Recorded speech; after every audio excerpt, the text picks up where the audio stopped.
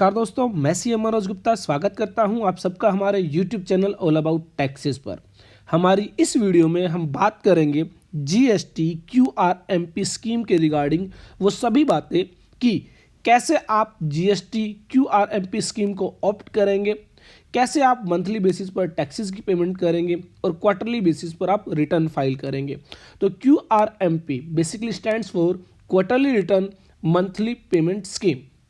तो यहाँ पर सबसे पहले हम एक बार देख लेते हैं क्यूआरएमपी स्कीम को आप ऑप्ट कैसे करेंगे। जो जीएसटीआर 3B अब आप मंथली बेसिस पर फाइल करते हैं, अब वो आप जो है क्वार्टरली बेसिस पर फाइल कर पाएंगे। तो यहाँ पर रिटर्न टैब्स के अंदर आपको opt in for quarterly return का ऑप्शन दिखाई देगा। तो ऑप्ट करने के लिए आपको जो है इस पर क्लिक करना होगा। जैसे ही आप इस पर क्लिक करते हैं, यहाँ पर जिस भी फाइनेंशियल ईयर के अंदर आप क्यूआरएमपी स्कीम में जाना चाहेंगे वो फाइनेंशियल ईयर आप सर्च करेंगे और उस फाइनेंशियल ईयर के अंदर आपको दिखाया जाएगा कि वो क्यूआरएमपी स्कीम आप किस पीरियड से किस पीरियड के बीच ऑप्ट कर सकते हैं। फॉर एग्जाम्पल फाइनेंशियल ईयर 2021 के लिए यहाँ पर क्वार्टर 4 दिखाया गया है, क्योंकि ऑलरेडी 3 क्वार्टर्स जो है जा चुके हैं, 3rd क्वार्टर रनिंग है। उसके बाद फ्रीक्वेंसी यहाँ पर बताई गई है, आप क्वार्टरली रिटर्न फाइलिंग के लिए ऑप्ट करना चाहते हैं या फिर आप मंथली रिटर्न फाइलिंग के लिए ऑप्ट करना चाहते हैं। तो यहाँ पर जो लोग क्वार्टरली रिटर्न फाइल करना चाहते हैं जीएसटीआर 3B, वो क्वार्टरली पर क्लिक करेंगे। जो मंथली फाइल करना चाहते हैं, जो कि वो अभी कर भी रहे हैं, तो मंथली पर सिलेक्ट करेंगे। तो यहाँ पर मान लीजिए हम क्वार्टरली बेसिस पर रिटर्न फाइल करना चाहते हैं। उसके बाद यहाँ पर बताया गया है कि इस क्वार्टर के लिए, क्वार्टर 4 के लिए अगर आप क्वार्टरली बेसिस पर जीएसटीआर 3B फाइल करना चाहते हैं तो यहाँ पर 5 दिसंबर 2020 से लेकर 31 जनवरी 2021 तक आपको इस स्कीम को ऑप्ट करना होगा। तो यहाँ पर अगर 31 जनवरी 2021 तक आप यह स्कीम ऑप्ट कर लेते हैं तो ऐसे में आप जो है क्वार्टर 4 के लिए जनवरी टू मार्च 2021 के लिए क्वार्टरली बेसिस पर जीएसटीआर 3B फाइल कर पाएंगे। उसके बाद यहाँ पर बताया गया है कि अगर आप क्वार्टरली स्कीम को ऑप्ट कर लेते हैं तो ऐसे में जीएसटीआर 1 आपको जो है क्वार्टरली बेसिस पर फाइल करनी होगी और क्वार्टर 4 के लिए ड्यू डेट होगी 13 अप्रैल 2021। और अगर आप क्वार्टरली बेसिस पर जीएसटीआर 3B फाइल करने वाले हैं तो आपके लिए ड्यू डेट होगी 24 अप्रैल 2021 for the quarter January to March 2021। Monthly basis पर आपको टैक्सेस की पेमेंट करनी होगी। तो ये बेसिकली यहाँ पर बताया गया है। उसके बाद यहाँ पर आपको सेव बटन पर क्लिक करना है। तो यहाँ पर फिर एक बार आपसे कहा जा रहा है, are you sure you would like to file your GSTR 1 and 3B for the January to March 21 at quarterly frequency. तो आप श्योर हैं कि आप क्वार्टरली फ्रीक्वेंसी पर जीएसटीआर 1 और जीएसटीआर 3B फाइल करना चाहते हैं। तो आप जैसे ही ओके बटन पर क्लिक करेंगे, उसके बाद यहाँ पर एक सक्सेसफुली ऑप्टेड का मैसेज आ जाएगा। हम जो है ऑलरेडी इसको जो है सिलेक्ट कर चुके हैं। तो यहाँ पर क्लोज करते हैं। तो इस तरह बेसिकली आप जो है क्वार्टरली रिटर्न फाइलिंग को ऑप्ट करेंगे। अब हम बात करते हैं क्यूआरएमपी स्कीम के रिगार्डिंग जो भी लीगल प्रोविजंस जीएसटी लॉ में नोटिफाई किए गए हैं। जैसा कि आप सब जानते हैं, Android app of all about taxes launch कर दी गई है और काफ़ी सारे मेंबर्स ने ऑलरेडी इसको डाउनलोड भी कर लिया है। वहाँ पर रिसेंटली बहुत सारे कोर्स जो है लॉन्च किए गए हैं। तो आप भी अगर टीडीएस का कोर्स करना चाहते हैं, सीखना चाहते हैं टीडीएस की पेमेंट कैसे की जाती है, टीडीएस की रिटर्न कैसे फाइल की जाती है, टीडीएस क्या होता है, कैसे डिडक्ट किया जाता है, कैसे अकाउंटिंग की जाती है, तो उसके लिए आप हमारे ऑनलाइन टीडीएस कोर्स को ज्वाइन कर सकते हैं। बहुत ही नॉमिनल फीस के साथ आप यह कोर्स जो है बाय कर सकते हैं। अगर आप एक अकाउंटेंट बनना चाहते हैं, अकाउंटिंग सीखना चाहते हैं, तो ऐसे में आप जो है बिजनेस अकाउंटिंग का हमारा कोर्स जो है बाय कर सकते हैं, ज्वाइन कर सकते हैं।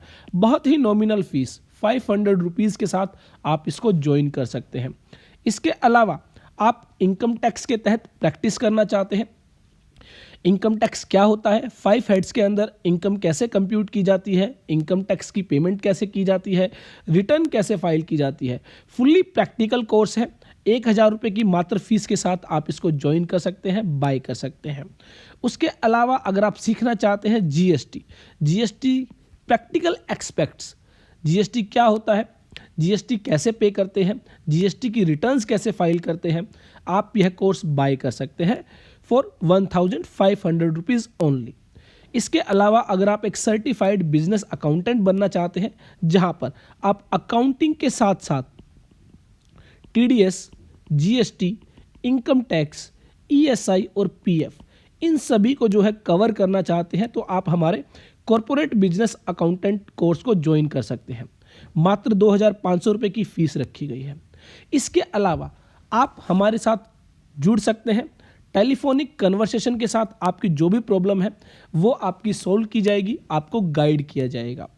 इसके अलावा हमारी इस ऐप के अंदर ऑफलाइन डाउनलोड्स का ऑप्शन आपको दिया जाएगा, जिससे कि आप जो नोट्स हैं, जो वीडियोस हैं, उनको डाउनलोड कर सकते हैं और इंटरनेट कनेक्टिविटी ना होने के बावजूद भी आप उन सभी वीडियोस को देख सकते हैं। स्टडी मटेरियल आपको प्रोवाइड किया जाएगा विद द कोर्स। आप जुड़ सकते हैं हमारे साथ चैट के जरिए। उसके अलावा फिर भी अगर आपको कोई प्रॉब्लम है, आप हमारे साथ शेयर कर सकते हैं हमारे व्हाट्सएप नंबर पर। तो यहाँ पर ऐप के अंदर ही आपको चैट का ऑप्शन दिया जाता है, जहाँ पर आप जो है हमारे साथ जुड़ सकते हैं।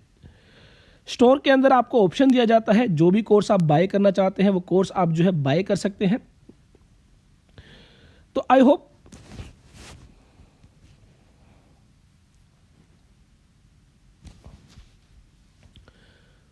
इसके अलावा बहुत ही जल्द और बहुत सारे कोर्सेज जो हैं वो अपडेट किए जाएंगे regarding Tally, project report, CMA data, Excel, Word, PowerPoint. तो आज ही डाउनलोड कर सकते हैं आप हमारी ऐप ऑल अबाउट टैक्सेस को और जुड़ सकते हैं हमारे साथ। अभी तक हम लोग क्या करते थे, जीएसटीआर 3B जो कि हम मंथली बेसिस पर फाइल करते थे। एक स्टैगर्ड मैनर में जो है जीएसटीआर 3B का मैनर रखा गया था, जहां पर जिनकी भी टर्नओवर 5 CR से ज़्यादा थी उन लोगों को मंथली बेसिस पर जो है 20th ऑफ नेक्स्ट मंथ तक जीएसटीआर 3B फाइल करनी पड़ती थी। उसके बाद बात की गई उन लोगों की जिनकी एग्रीगेट टर्नओवर 5 करोड़ रुपए तक है। उनके लिए 2 कैटेगरीज बनाई गई।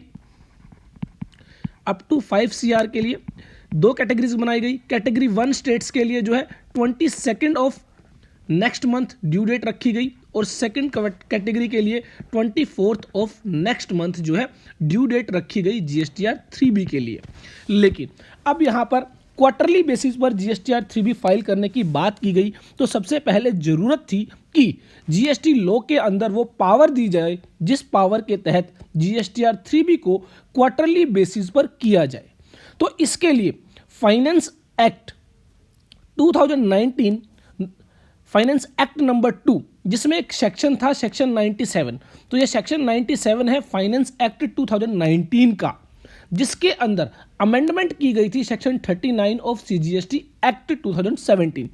तो सीजीएसटी एक्ट का सेक्शन 39 जो कि बात करता है फॉर्म जीएसटीआर 3B की, जिसके अंदर अमेंडमेंट की गई कि कुछ कैटेगरी ऑफ पर्सन के लिए ये जो रिटर्न है ये क्या की जा सकती है, furnish a return for every quarter और पार्ट देयर ऑफ। तो यहाँ पर सेक्शन 39 को पहले अमेंड किया गया, उसके अंदर यह पावर इंसर्ट की गई कि जीएसटीआर 3B को सर्टेन कैटेगरी ऑफ पर्संस के लिए जो है क्वार्टरली बेसिस पर किया जा सकता है। उसके साथ ही यहाँ पर मंथली पेमेंट की बात की गई। रिटर्न्स आप क्वार्टरली फाइल करेंगे, लेकिन आपको जो पेमेंट करनी होगी जीएसटी ड्यूज की वो मंथली बेसिस पर ही करनी होगी।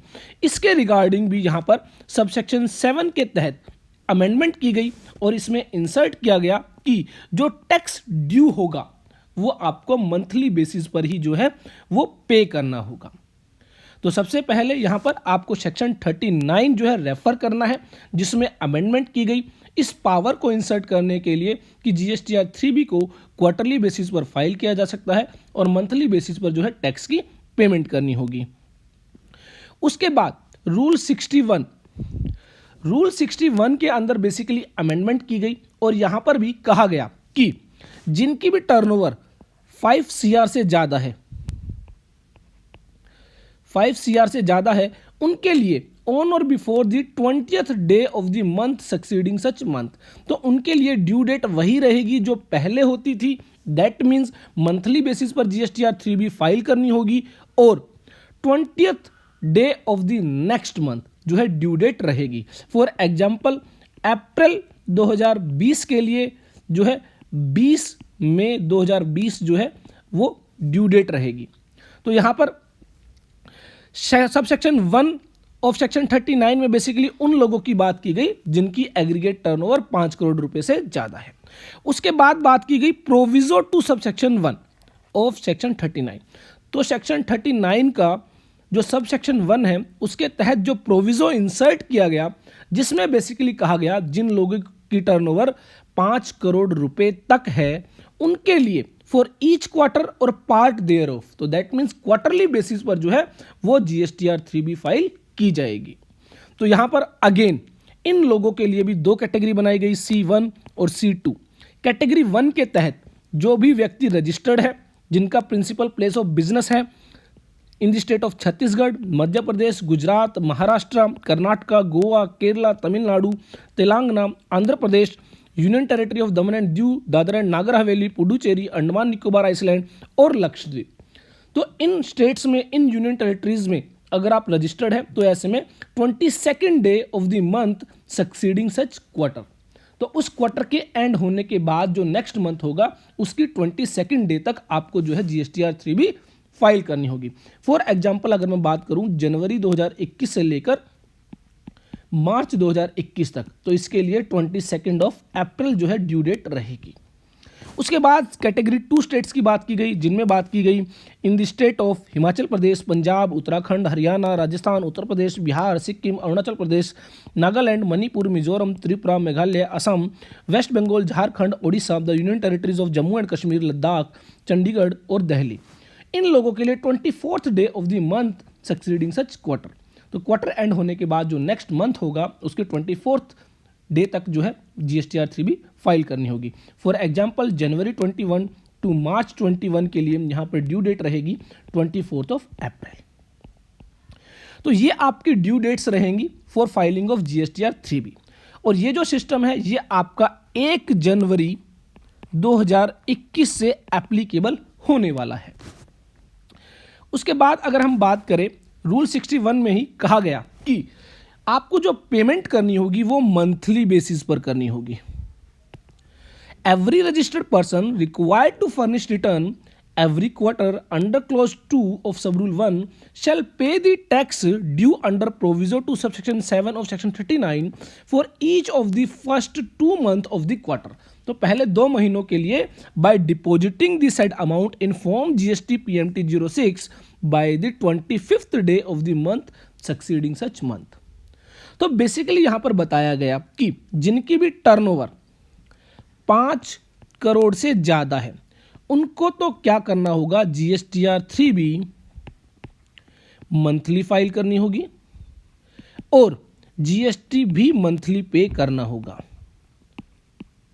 और दोनों के लिए ही ड्यू डेट रहेगी 20th ऑफ नेक्स्ट मंथ। अब बात आई उन लोगों के लिए जिनकी टर्नओवर 5 करोड़ रुपए तक है, अप टू 5 CR। तो इनके केसेस में कहा गया कि आपको जो भी क्वार्टर है, क्वार्टर का फर्स्ट मंथ, सेकेंड मंथ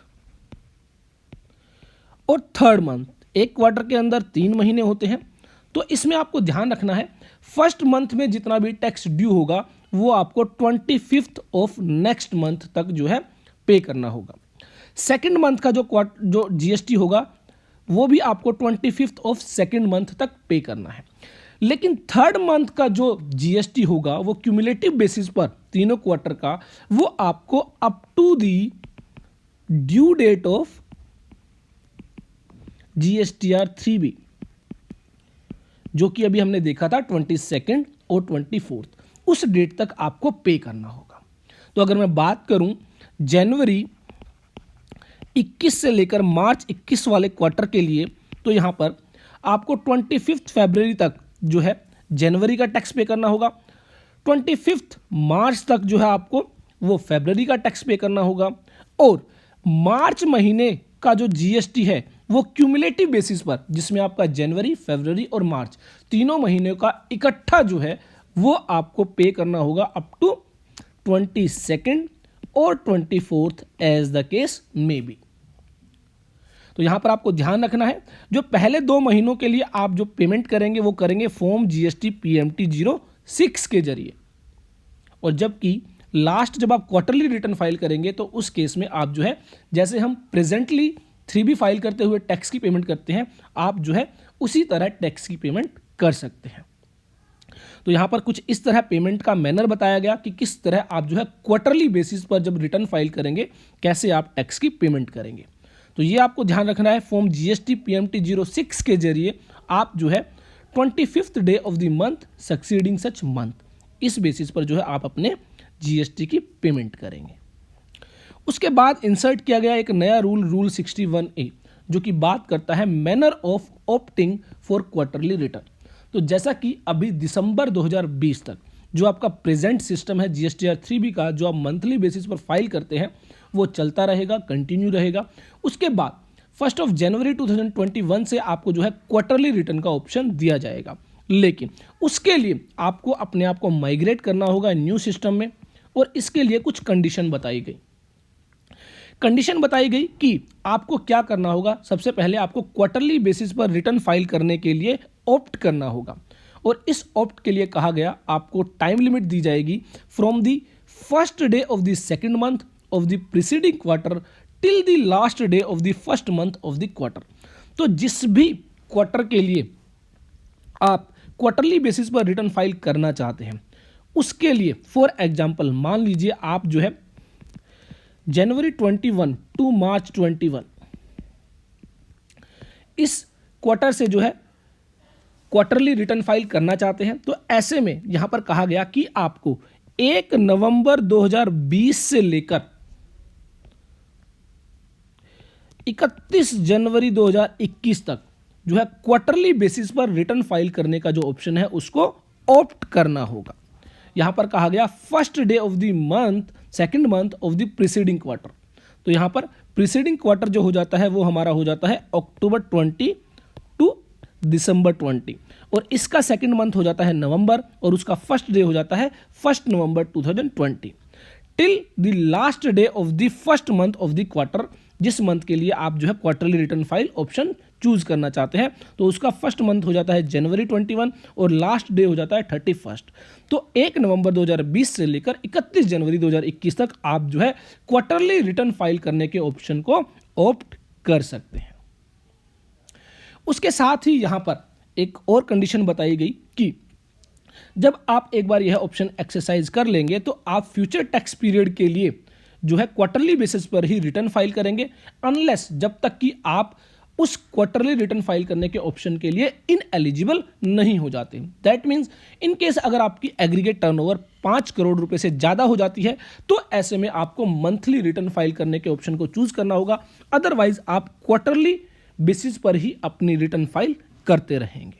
तो यहां पर बताया गया है कि provided that where such option has been exercised once the said registered person shall continue to furnish the return on a quarterly basis for future tax period unless he becomes ineligible for furnishing the return on a quarterly basis as per the conditions and restrictions notified in this regard। तो यहाँ पर simply आप कह सकते हैं अगर turnover 5 CR से exceed कर जाती है तो आप जो है इनएलिजिबल हो जाते हैं क्वार्टरली रिटर्न फाइल करने के लिए। उसके बाद unless you opt for furnishing of return on A monthly basis, या फिर आप खुद ही जो है मंथली बेसिस पर रिटर्न फाइल करने के ऑप्शन को ऑप्ट कर लेते हैं। Provided further that a registered person shall not be eligible to opt for furnishing quarterly return in case the last return due on the date of exercising such option has not been furnished। तो ये ध्यान रखें, जिस भी quarter के लिए आप जो है क्वार्टरली रिटर्न फाइल करने के ऑप्शन को चूज करना चाहते हैं, उससे पहले कि आपकी जो भी रिटर्न ड्यू होती है वो आपकी फाइल होनी चाहिए। अगर वो आपकी फाइल नहीं है तो ऐसे में आप क्वार्टरली ऑप्शन को चूज नहीं कर सकते। उसके बाद यहां पर बताया गया है registered person whose aggregate turnover exceeds 5 crore rupees during the current financial year shall opt for furnishing of return on monthly basis. तो जिनकी भी टर्नओवर 5 करोड़ से ज्यादा है उनको मंथली बेसिस पर GSTR 3B फाइल करनी होगी from the first month of the quarter succeeding the quarter during which aggregate turnover exceeds 5 crore rupees. मान लीजिए आप जो है क्वार्टरली बेसिस पर रिटर्न फाइल करते थे GSTR 3B, और नवंबर 2021 में आपकी एग्रीगेट टर्नओवर जो है 5 CR से ज़्यादा हो जाती है, 5 करोड़ को एक्सीड कर जाती है। तो ऐसे में कहा गया कि अक्टूबर टू दिसंबर क्वार्टर जो है आप क्वार्टरली बेसिस पर फाइल करेंगे और उसके बाद 1 जनवरी 2022 से आप जो है मंथली बेसिस पर रिटर्न फाइल करेंगे। तो यहां पर कहा गया है कि from the first month of the quarter succeeding the quarter during which aggregate turnover exceeds, तो जिस क्वार्टर में आपकी टर्नओवर 5 करोड़ को एक्सीड करेगी वो क्वार्टर तो आपको क्वार्टरली बेसिस पर ही फाइल करना होगा और उसके बाद जो नेक्स्ट क्वार्टर होगा उसके पहले महीने से आपको जो है मंथली बेसिस पर फाइल करना होगा। तो ये उन लोगों के लिए बताया गया जो क्वार्टरली रिटर्न को ऑप्ट कर लेंगे और बाद में उनकी टर्नओवर 5 CR को एक्सीड कर जाएगी। उसके बाद बताया गया कि अगर आप क्वार्टरली रिटर्न्स को ऑप्ट करते हैं तो आपको किन किन कंडीशंस का ध्यान रखना है। तो यहां पर कहा गया कि जिनकी भी aggregate turnover up to 5 crore rupees है वही जो है क्वार्टरली बेसिस पर रिटर्न फाइल कर पाएंगे और उनको क्या करना होगा, they will furnish a return for every quarter from January 21 onwards. तो वो क्वार्टरली बेसिस पर जनवरी 2021 से अपनी रिटर्न फाइल कर पाएंगे। हालांकि they will pay tax the due every month in accordance with the provision to subsection 7, जो कि हमने अभी देखा था, जिसमें कहा गया था पेमेंट जो है आपको मंथली बेसिस पर करनी होगी। फर्स्ट और सेकंड मंथ के लिए जो ड्यू डेट रहेगी वो 25th of the succeeding month रहेगी और जो लास्ट मंथ रहेगा वो आप जब अपनी GSTR 3 भी फाइल करेंगे वो उस ड्यू डेट तक आप जो है उस महीने की टैक्स की पेमेंट करेंगे। उसके बाद यहां पर बताया गया the return for the preceding month as due on the date of exercising such option. जिस भी समय आप इस ऑप्शन को क्वार्टरली बेसिस वाले जो ऑप्शन को सिलेक्ट करेंगे, एक्सरसाइज करेंगे, उससे पहले जो भी आपकी रिटर्न्स ड्यू हो चुकी है वो आपकी फाइल्ड होनी चाहिए और once such option has been exercised they shall continue to furnish the return as per the selected option. तो ये भी हमने डिस्कस कर लिया है। एक बार अगर आप जो है इस ऑप्शन को चूज कर लेते हैं तो आप फ्यूचर टैक्स पीरियड के लिए जो है उसको फाइल करते रहेंगे जब तक कि आप उसके लिए इनएलिजिबल नहीं हो जाते या फिर आप मंथली बेसिस पर रिटर्न फाइल करने के ऑप्शन को सेलेक्ट नहीं कर लेते। तो यहां पर a registered person whose aggregate turnover cross 5 crore rupees, ये भी हमने डिस्कस कर लिया है। जिनकी टर्नओवर 5 करोड़ रुपीस को एक्सीड कर जाएगी उस केस में जिस क्वार्टर में टर्नओवर 5 करोड़ रुपीस को एक्सीड की है वो आपको क्वार्टरली बेसिस पर ही फाइल करना होगा और नेक्स्ट क्वार्टर से जो है आप फर्स्ट मंथ से जो है मंथली बेसिस पर रिटर्न फाइल करेंगे। उसके बाद यहां पर बताया गया for the registered person following in the class specified in column number 2 of the table below who have furnished the return for the tax period October 20।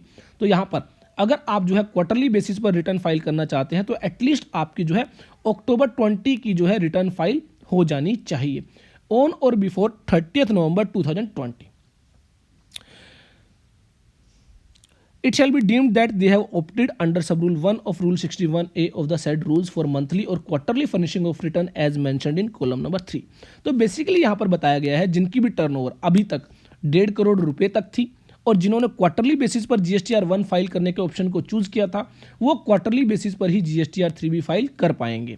जिनकी टर्नओवर 1.5 करोड़ रुपए तक थी लेकिन उन्होंने GSTR 1 मंथली बेसिस पर जो है रिटर्न फाइल करने का ऑप्शन चूज किया था वो GSTR 3 भी मंथली बेसिस पर ही फाइल करेंगे और जिनकी भी टर्नओवर 1.5 करोड़ से ज़्यादा और 5 करोड़ रुपए तक है वो जो है क्वार्टरली रिटर्न फाइल करने के ऑप्शन को चूज कर पाएंगे। तो ये आपको ध्यान रखना है। उसके बाद यहां पर नोटिफिकेशन नंबर 85 में बताया गया मैनर ऑफ टैक्स पेमेंट। तो टैक्स पेमेंट में भी जो है आपको 2 स्कीम दी गई। बेसिकली एक नॉर्मल स्कीम के तहत कहा गया कि जो भी आपका टैक्स पेबल है, आउटपुट टैक्स है, उसमें से आप जो है ITC इनपुट टैक्स क्रेडिट जितना आपका एलिजिबल है वो आप लेस करेंगे और जो भी बैलेंस होगा वो आप पे करेंगे on monthly basis.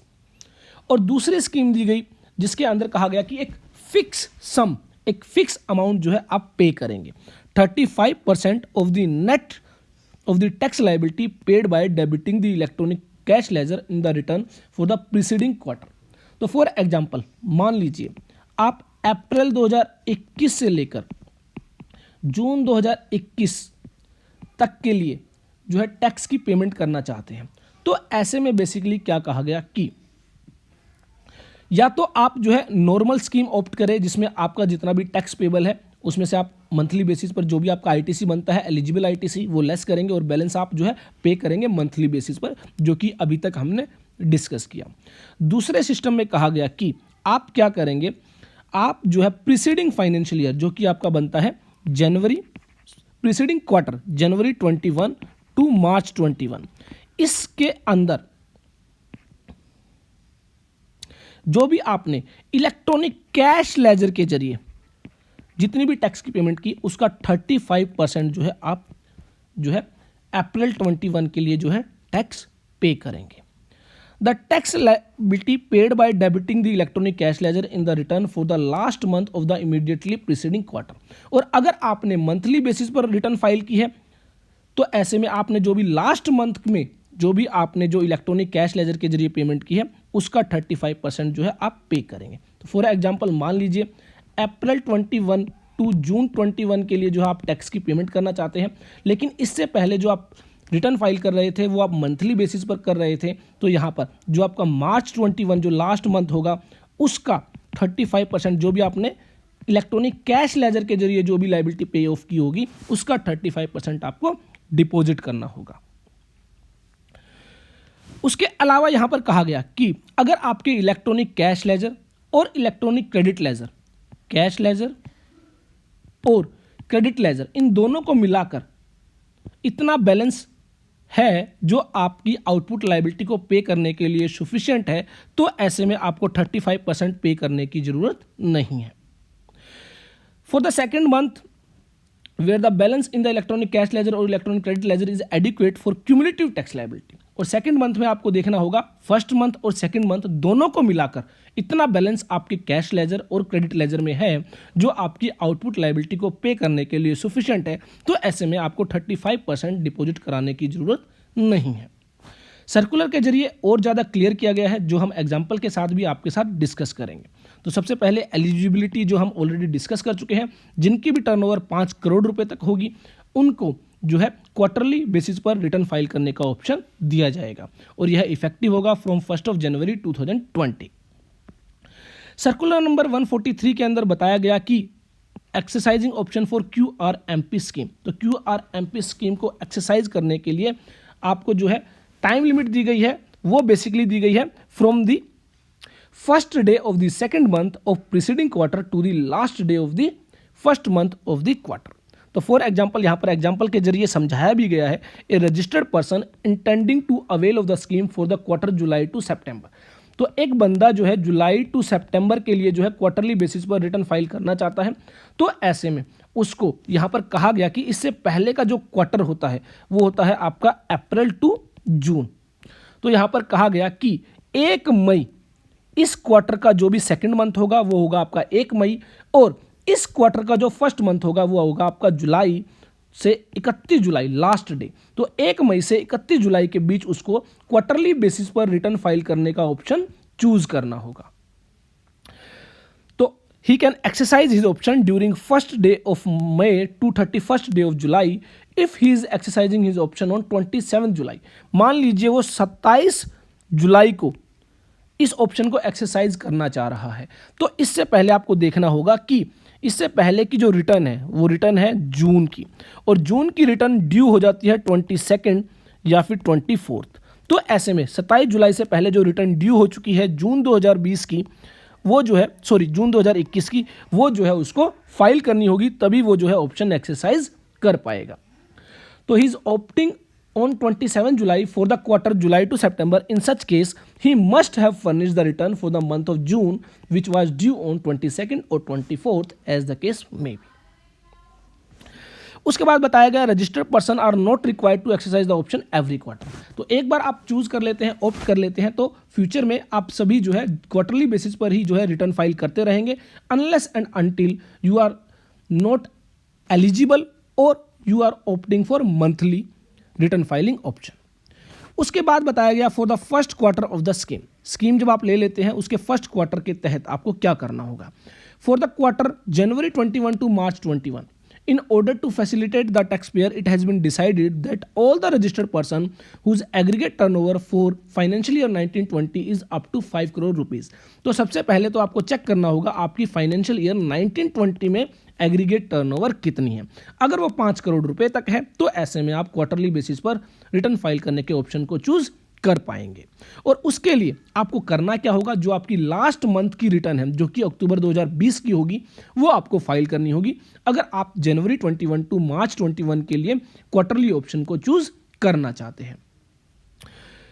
Therefore, taxpayers are advised to furnish the return of October 20 in time so as to be eligible for default migration। तो अगर आप अक्टूबर 20 की रिटर्न फाइल कर लेते हैं तो ऐसे में आप जो है डिफॉल्ट बेसिस पर ही जो है माइग्रेट कर दिए जाएंगे, जो कि अभी हमने डिस्कस भी किया था। टर्नओवर अगर 1.5 करोड़ रुपए तक है, क्वार्टरली GSTR 1 फाइल कर रहे हैं तो बाय डिफॉल्ट आपका जो GSTR 3 भी फाइल करने का ऑप्शन होगा वो क्वार्टरली होगा। और अगर आप 1.5 करोड़ रुपए तक की टर्नओवर के लिए GSTR 1 मंथली बेसिस पर फाइल कर रहे हैं तो बाय डिफॉल्ट आपका ऑप्शन जो है GSTR 3B का वो मंथली बेसिस पर होगा। और जिनकी भी टर्नओवर 1.5 करोड़ से ज़्यादा है और 5 करोड़ रुपए तक है तो ऐसे में उनके लिए बाय डिफॉल्ट जो है GSTR 3B का ऑप्शन जो होगा वो क्वार्टरली बेसिस पर होगा फ्रॉम द 1 जनवरी 2021। ये तभी होगा जब आप अक्टूबर 2020 की रिटर्न फाइल कर देंगे।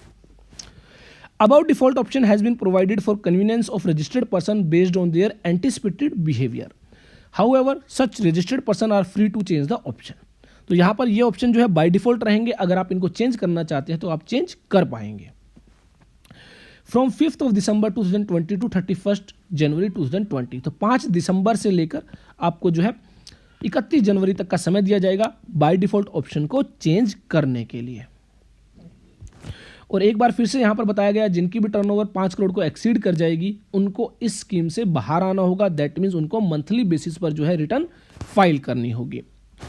उसके बाद similarly the facility for opting of this scheme for a quarter will be available from first day of second month of preceding quarter to the last day of the first month. ये हम already discuss कर चुके हैं कब तक जो है आपको क्वार्टरली बेसिस पर रिटर्न फाइल करने का ऑप्शन दिया जाएगा। तो यहाँ पर आपको ध्यान रखना है जिस भी क्वार्टर के लिए आप जो है क्वार्टरली बेसिस पर रिटर्न फाइल करने का ऑप्शन चूज करना चाहते हैं उससे पहला जो क्वार्टर होगा उसका सेकंड मंथ जो होगा first day from the second month and the last day of the quarter for which you are opting quarterly returns. उसके बाद यहाँ पर कहा गया कि all persons who have obtained registration during any quarter और the registration person opting out for paying tax under section 10 during any quarter shall be able to opt for the scheme for the quarter for which the opting facility is available. तो अगर आप मान लीजिए section 10 के तहत as a composition scheme में deal registered है और आप उस कंपोजिशन स्कीम से बाहर आना चाहते हैं तो ऐसे में जिस भी क्वार्टर के अंदर आप इस स्कीम से बाहर आते हैं उस क्वार्टर में आपको जो है GSTR 3B की फैसिलिटी जो है क्वार्टरली बेसिस पर ऑप्ट करनी होगी एज पर दी पैरा 4.1 जो हम ऑलरेडी डिस्कस कर चुके हैं। उसके बाद जिनकी भी टर्नओवर 5 करोड़ रुपए को एक्सीड कर जाएगी उनको जो है मंथली बेसिस पर आना होगा, लेकिन जिस क्वार्टर में उनकी टर्नओवर 5 करोड़ को एक्सीड करेगी उस क्वार्टर के लिए उनको जो है क्वार्टरली बेसिस पर ही फाइल करनी होगी रिटर्न, और नेक्स्ट क्वार्टर से जो है वो फर्स्ट मंथ से ही जो है मंथली बेसिस पर अपनी रिटर्न फाइल करेंगे। उसके बाद यहाँ पर क्लैरिफाई किया गया एक और बहुत ही ज़्यादा इंपॉर्टेंट बात कि ये जो आपकी स्कीम रहेगी ये GSTN बेसिस पर रहेगी, ना कि पेन बेसिस पर। तो दैट मीन्स आप मान लीजिए सेम पेन पर आपके 3 GST नंबर है, 3 जगह आप रजिस्टर्ड हैं। तो ऐसे में कहा गया कि हो सकता है आप इन दो के लिए जो है क्वार्टरली QRMP स्कीम ऑप्ट करें और इसको जो है आप बाय डिफॉल्ट जो आपकी GSTR 3B की ड्यू डेट्स रहती है उनके बेसिस पर आप रिटर्न फाइल कर सकते हैं। तो ये ध्यान रखें कि it is further clarified that the option to avail QRMP scheme is GSTN wise and therefore distinct person as defined in section 25 of the CGST Act have the option to avail the QRMP scheme for one or more GSTN. In other words, some GSTN for that PAN can opt for QRMP scheme and remaining GSTN may not opt for the scheme. तो ये आपको ध्यान रखना है, pan basis पर नहीं है, GSTN basis पर है। दैट मीन्स जो है अब आप जो है कुछ GSTN के लिए QRMP स्कीम ऑप्ट कर सकते हैं और कुछ GST के लिए QRMP स्कीम ऑप्ट नहीं कर सकते हैं। उसके बाद बात की गई सेक्शन 37 की, तो यहाँ पर बेसिकली वही बात की गई है कि अब जो है क्वार्टरली बेसिस पर GSTR 1 जो है आप इनवॉइस अपलोड कर पाएंगे। तो जिनकी भी टर्नओवर अप टू 5 CR है वो अब जो है मंथली बेसिस पर ही अपने इनवॉइस अपलोड कर पाएंगे। भले ही उनको GSTR1 क्वार्टरली बेसिस पर फाइल करनी है, लेकिन वो अपने इनवॉइस जो है मंथली बेसिस पर ही अपलोड कर पाएंगे। और जब आप मंथली बेसिस पर इनवॉइस अपलोड करेंगे तो वो इनवॉइस आपके फॉर्म GSTR2A में रिफ्लेक्ट करेंगे, जिसके बेसिस पर जो है आप जब GSTR3B के लिए क्वार्टरली बेसिस पर ऑप्ट करते हैं तो मंथली बेसिस पर आपको टैक्स की पेमेंट करनी है। तो जितना ITC आपके फॉर्म GSTR2A में होगा उतने ITC के लिए आप एलिजिबल होंगे एज पर रूल 36। तो ये आपको ध्यान रखना है कि अब एक और फैसिलिटी आपको दे दी गई है कि मंथली बेसिस पर आप जो है इनवॉइस अपलोड कर सकते हैं, भले ही आप जो है क्वार्टरली बेसिस पर GSTR1 फाइल कर रहे हैं। तो ऐसे में कहा गया कि 1 तारीख से लेकर 13 तारीख तक, फॉर एग्जांपल मान लीजिए जनवरी 21 के लिए आपको इनवॉइस अपलोड करने हैं तो 1 फरवरी से लेकर 13 फरवरी तक जो है आप इनवॉइसेस को अपलोड कर सकते हैं। उसके बाद जो है ये डाटा फ्रीज कर दिया जाता है और आपके जो है फॉर्म GSTR2B में वो डाटा आ जाता है। तो ये आपको ध्यान रखना है। इससे बहुत ही ज़्यादा जो है फैसिलिटी, बहुत ही ज़्यादा बेनिफिट मिलने वाला है उन लोगों के लिए जो क्वार्टरली टैक्स पेयर से, क्वार्टरली रिटर्न फाइलर से जो है परचेज करते थे और उनका ITC जो है क्वार्टर एंड होने के बाद ही जो है रिफ्लेक्ट करता था फॉर्म GSTR2A में। अब वो जो है रियल टाइम बेसिस पर भी रिफ्लेक्ट कर सकता है अगर सप्लायर जो है मंथली बेसिस पर इनवॉइस अपलोड करता है। तो ये IFF स्कीम हम ऑलरेडी डिस्कस भी कर चुके हैं। इनवॉइस फैसिलिटी, फर्निशिंग फैसिलिटी जो है जिसके तहत जो है आप मंथली बेसिस पर ही अपने इनवॉइस अपलोड कर पाएंगे। उसके बाद बात आती है मंथली पेमेंट ऑफ टैक्स की। तो मंथली पेमेंट ऑफ टैक्स के रिगार्डिंग हम बात कर चुके हैं कि फॉर्म GST PMT 06 के जरिए आपको टैक्स की पेमेंट करनी होगी। 25th ऑफ सक्सीडिंग मंथ जो है आपकी ड्यू डेट रहेगी टैक्स पेमेंट के लिए। हालांकि जो लास्ट मंथ की जो रिटर्न होगी उसके लिए आपको जो है GSTR3B की जो ड्यू डेट होगी उस डेट तक ही अपनी जो है टैक्स की पेमेंट करनी होगी। तो ध्यान रखें, एक क्वार्टर में जो भी 3 महीने होते हैं, मंथ 1, मंथ 2, मंथ 3, इनके लिए आपको 25th का समय दिया गया है और इसके लिए आपको जो कहा गया है up to the due date of GSTR3B, तो वो आपकी 22nd भी हो सकती है, 24th भी हो सकती है, depending upon the category of the state. उसके बाद यहां पर इसके अंदर एक ऑप्शन दिया गया आपको फिक्स सम मेथड। तो मैंने आपको बताया गया था 2 तरीकों से आप जो है GST की पेमेंट कर पाएंगे। पहला तरीका तो यही है कि जितनी भी आपकी आउटपुट टैक्स लायबिलिटी होती है उसमें से आप ITC जितना भी इनपुट टैक्स क्रेडिट है एलिजिबल वो आप लेस करेंगे और बैलेंस आप जो है पे करेंगे ऑन मंथली बेसिस। दूसरा तरीका है फिक्स सम मेथड। इसके अंदर एक फिक्स अमाउंट आपको जो है पे करनी होगी। A facility is being made available on the portal for generating a pre filled challan. तो एक प्री फिल्ड चलान जो है आपका जनरेट कर दिया जाएगा in form GST PMT 06 for an amount equal to 35% of the tax paid in cash in the preceding quarter. तो पिछले क्वार्टर में जो भी आपने कैश में जो भी आपने टैक्स की पेमेंट की है उसका 35% जो है आपको पे करना होगा। Where the return was furnished quarterly और equal to the tax paid in cash in the last month of the immediately preceding quarter where the return was filed monthly. और अगर मंथली बेसिस पर return file की जा रही है तो last month की जो आपने रिटर्न फाइल की होगी उसमें जितना भी आपने कैश बेसिस पर जो है टैक्स पे किया होगा उसका 35% आपको डिपॉजिट करना होगा। एक एग्जाम्पल के जरिए यहाँ पर समझाने की कोशिश की गई है। तो यहाँ पर सबसे पहले हम बात करते हैं जहाँ पर क्वार्टरली बेसिस पर रिटर्न फाइल की जा रही थी। तो यहाँ पर जनवरी टू मार्च 21 के अंदर जो कैश बेसिस पर जो टैक्स पे किया गया, that means electronic cash laser के जरिए जो टैक्स पे किया गया वो पे किया गया CGST 100 rupees, SGST 100 rupees, IGST 500 rupees और सेस पे किया गया 50 रुपीज़। तो यहाँ पर कहा गया कि tax required to be paid in each of the month. तो अप्रैल के अंदर और मई के अंदर आपको कितना कितना टैक्स पे करना होगा, वो पे करना होगा 35%। तो 35% ये ध्यान रखें, यहाँ पर जो है ये जो पेमेंट की गई है ये टोटल क्वार्टर पेमेंट है। दैट मीन्स पिछले 3 महीने के अंदर जितनी भी पेमेंट की गई इलेक्ट्रॉनिक कैश लेजर के जरिए, ये क्यूमुलेटिव बेसिस पर है। और यहाँ पर आपको ईच ऑफ द मंथ, हर महीने, दैट मीन्स अप्रैल 21 में भी इतना टैक्स पे करना है और मई 21 में भी इतना ही टैक्स पे करना है। तो दैट मीन्स CGST आपको पे करना होगा 100 का 35% 35 रुपीज़, SGST आपको पे करना होगा 100 का 35 रुपीज़, IGST आपको पे करना होगा 500 का 35% 175 रुपीज़। सेस आपको पे करना होगा 50 रुपीज़ का 35%, 17 रुपीज़ 50 पैसा। तो इतना टैक्स आपको अप्रैल में भी पे करना है और इतना ही टैक्स आपको मई में भी पेमेंट करनी है। जून में जब आप GSTR 3B फाइल करेंगे तो जितनी भी आपकी आउटपुट टैक्स लायबिलिटी बनती है, जितना आप ऑलरेडी पे कर चुके हैं, बैलेंस आपको पे करना होगा।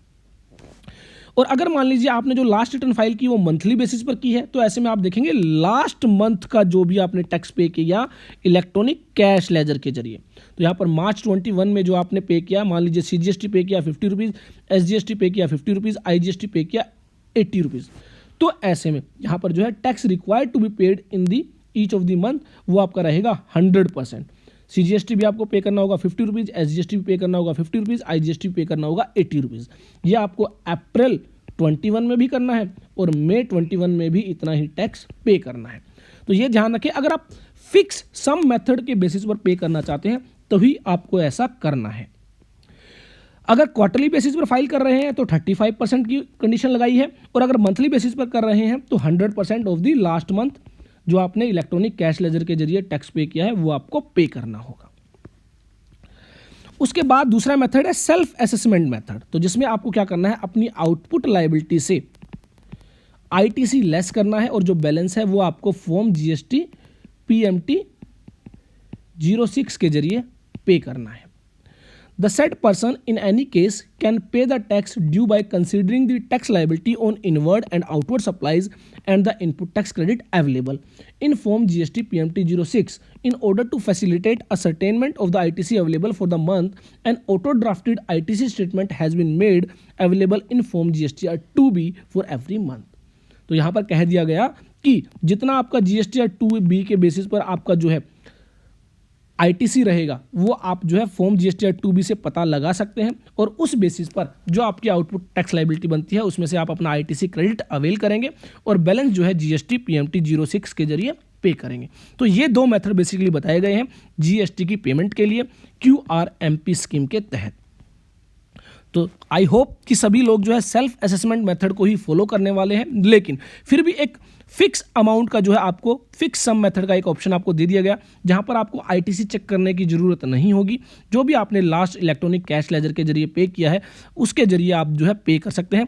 क्वार्टरली बेसिस पर अगर जो है रिटर्न फाइल की है तो ऐसे में 35% आपको पे करना होगा, और अगर मंथली बेसिस पर रिटर्न फाइल की है तो 100% ऑफ द लास्ट मंथ जो है आपको जितना आपने इलेक्ट्रॉनिक कैश लेजर के जरिए टैक्स पे किया उतना आपको टैक्स पे करना होगा।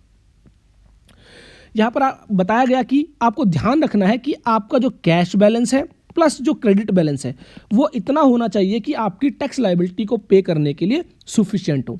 It is clarified that in case the balance in the electronic cash laser or credit ledger is adequate for the tax due for the first month of the quarter or where there is nil tax liability, the registered person may not deposit any amount for the said month. Similarly, for the second month of the quarter, in case the balance in the electronic cash ledger or credit ledger is adequate for the cumulative tax due for the first and the second month of the quarter. तो यहाँ पर basically कहा गया है कि पहले महीने के लिए तो इतना कैश लेजर और क्रेडिट लेजर में बैलेंस होना चाहिए जो पहले महीने की लायबिलिटी है वो पे हो सके। दूसरे महीने के लिए आपको क्यूमुलेटिव बेसिस पर देखना होगा, दैट मीन्स पहले महीने और दूसरे महीने दोनों महीनों की टैक्स लायबिलिटी को पे करने के लिए इतना बैलेंस आपके कैश लेजर और क्रेडिट लेजर में होना चाहिए जो दोनों महीने की टोटल लायबिलिटी को पे ऑफ कर सके। क्योंकि होता क्या है, आपका जो इलेक्ट्रॉनिक कैश लेजर में जो बैलेंस होता है वो जब तक आप GSTR 3B फाइल नहीं करते हैं वो सेटअप नहीं होता है, आपके इलेक्ट्रॉनिक कैश लेजर में ही पड़ा रहता है। तो ऐसे में आपके कैश लेजर और क्रेडिट लेजर में इतना बैलेंस होना चाहिए जो आपके फर्स्ट मंथ और सेकंड मंथ दोनों मंथ्स की जो है टैक्स लायबिलिटी को डिस्चार्ज कर सके। उसके बाद अगर मान लीजिए आपके कैश लेजर में और क्रेडिट लेजर में दोनों में मिला के बैलेंस ज़्यादा है, टैक्स लायबिलिटी कम है, तो आप उसके रिफंड को जो है रिफंड के लिए अप्लाई कर सकते हैं, लेकिन वो तभी होगा जब जो है आप GSTR 3B के जरिए उसको सेटअप करेंगे और रिटर्न फाइल कर देंगे। उसके बाद quarterly filing of GSTR 3B, जिसमें बताया गया such registered person would be required to furnish form GSTR 3B for each quarter on or before 22nd और 24th day of the month succeeding such quarter. ये already हम discuss कर चुके हैं। In form GSTR 3B they shall declare the supplies made during the quarter. तो GSTR 3B जब file की जाएगी तो क्वार्टरली बेसिस पर डिक्लेयर करेंगे कितनी उनकी आउटवर्ड सप्लाई है और कितना उन्होंने आईटीसी अवेल किया है during the quarter, and all other details required to be furnished therein. The amount deposited by the registered person in first 2 months shall be debited solely for the purpose of offsetting the liability in that quarter. तो पहले 2 महीनों में जितना भी आपने electronic cash ledger और electronic credit ledger में जो भी आपने डेबिट किया है वो आपका जो है जीएसटीआर 3B फाइल करते हुए सेट ऑफ किया जाएगा। और अगर कोई अमाउंट आपकी पेंडिंग है, बैलेंस है, तो वो आप पे करेंगे, और अगर कुछ ज़्यादा आपने पे किया है तो आप जो है एज ए रिफंड जो है उसको क्लेम कर सकते हैं। In case of cancellation of registration of such person during any of the first 2 months of the quarter he still required to be furnished form GSTR 3B। तो मान लीजिए quarterly basis पर आप रिटर्न फाइल कर रहे थे, first month की आपने पेमेंट कर दी है, सेकेंड मंथ में जो है आप अपने रजिस्ट्रेशन को कैंसिल कर रहे हैं, तो ऐसे में कहा गया कि आपको जो है जीएसटीआर 3B फाइल करनी होगी उस क्वार्टर के लिए। उसके बाद यहाँ पर बताया गया इंटरेस्ट के रिगार्डिंग कहा गया कि अगर आप जो है फिक्स्ड सम अमाउंट जो है उसके बेसिस पर अपनी जो है टैक्स लायबिलिटी डिस्चार्ज कर रहे हैं, तो ऐसे में आपको कोई भी इंटरेस्ट नहीं देना होगा। No interest would be payable in case the tax due is paid in the first 2 months of the quarter by way of depositing auto calculated fix sum amount as detailed in para 6.1 part A above by the due date. तो अगर आप fix सम basis पर अगर tax liability discharge कर रहे हैं तो ऐसे में आपको कोई भी इंटरेस्ट पे नहीं करना होगा। In other words, if while filing form GSTR 3B it is found that in any or both of the first 2 months of that quarter the tax liability net of available credit on the supplies made received was higher than the amount paid in challan, then no interest would be chargeable. इसका मतलब यह है कि मान लीजिए आपने fixed sum amount basis पर tax पे किया फर्स्ट मंथ के लिए, मंथ 1 के लिए 100 रुपीज़, लेकिन जब जीएसटीआर 3B फाइल करने लगे तो वहाँ पर हमने देखा फर्स्ट मंथ की लायबिलिटी बनती है 120 रुपीज़। तो ऐसे में कहा गया कि अगर आपने फिक्स्ड सम अमाउंट बेसिस पर यह पे किया है तो ऐसे में जो 20 रुपीज़ का डिफरेंस रह गया इस पर आपको कोई भी इंटरेस्ट पे नहीं करना होगा।